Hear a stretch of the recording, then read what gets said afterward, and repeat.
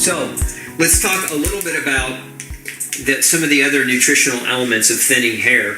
So again, I mentioned that hypothyroidism can create a loss of hair. And one of the places it contributes to hair loss where you'll see it is in the eyebrows. The lateral aspect of the eyebrows, the lateral third of the eyebrows. So you think about the eyebrow coming across, it's the lateral third of either side it'll start thinning from the outside and work its way in, oftentimes when somebody has hypothyroidism. So if you have noticed that your eyebrows are kind of progressing inward and thinning as they go in, you might just go to your doctor and make sure that you don't have a thyroid condition. So that's one of the things you can look for. You can also look at the brush. And generally, remember, anytime you brush your hair, you're going to see hair loss. Anytime you wash your hair, you're going to see hair loss. It's not a matter of whether or not you're going to have hair loss. It's a matter of whether or not the hair loss is excessive enough that it creates a thinning effect, that your overall hair starts to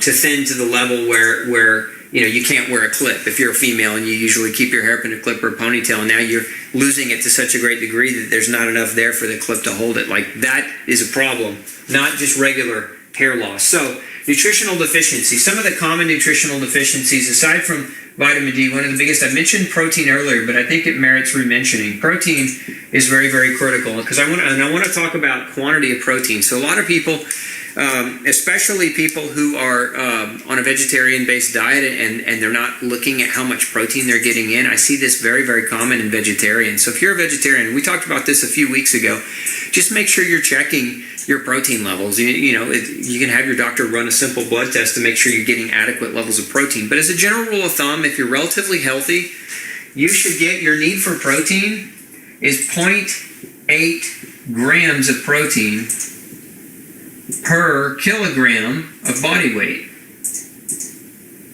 So it's very easy to do that math. If you want to figure out your weight in kilograms, just divide pounds by 2.2, and that gives you your kilograms, and then multiply whatever your kilogram weight is by 0.8 grams. Now, this is if you're a healthy individual not doing aggressive exercise. If you're doing more aggressive exercise, your protein needs might go up to help you recover from aggressive exercise. But just a normal person doing regular exercise, just going through normal day-to-day life without excessive stress or excessive infection or other things, 0.8 grams per kilogram of body weight is a pretty good estimation for your protein need. So again, if you're far under that number, let's just say you weigh, for example, 100. I'm going to make the math easy. 100 pounds or 150 pounds. This is going to approximately come out to be somewhere around 65 grams of protein when you do the math. Again, my math may be a little bit off there, but I'm doing it in my head.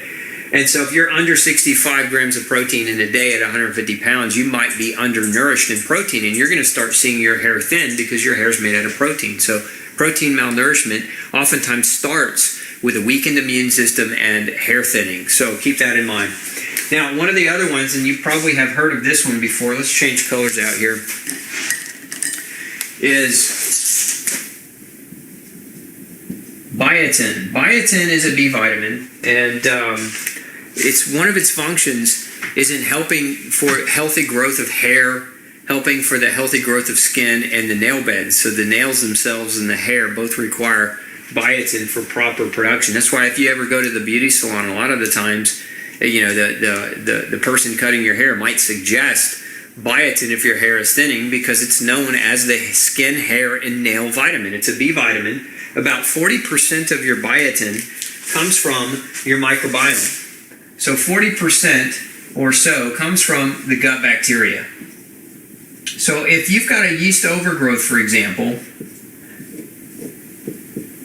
and that yeast overgrowth is suppressing your healthy gut bacteria, you can actually reduce your production of biotin quite a bit. So very, very important to understand, if you've got gut problems, then a big part of the way that you naturally make your own biotin is hindered, or can be hindered as a result of that. So, if you've got gut problems, this can be one of the reasons why your biotin's low. Now, a lot of people will just run out to the store and start buying biotin and taking it in high doses. You can do that. It's relatively safe to do that. However, I don't recommend doing that without knowing this, because if this is happening, you're just masking the problem. This is taking higher doses of a B vitamin would be no different than taking a drug to mask symptoms without finding the underlying reason as to why the problem's occurring. So again, if you suspect a biotin deficiency, there are tests that can be done that can measure your biotin. I would highly recommend that you do those tests. If they come back positive, think about whether or not this is part of the issue. Think about whether or not what your history of an antibiotic might be, because if you've been taking a lot of antibiotics for other health issues, again, you're knocking out your gut bacteria with the use of an antibiotic, which will reduce your ability to produce your own biotin. The same thing can be said if you're drinking water that's not properly filtered, because a lot of the city municipal water sources have chlorine in them, and chlorine works as a natural antibiotic. So you've got to keep that in mind too. If you're not drinking filtered water where you're filtering out at the very least the chlorine, then you could be reducing your biotin as a result of that mechanism. Hey, don't forget to check out the rest of the series right here. Make sure you hit subscribe below. And as always, thanks for tuning in.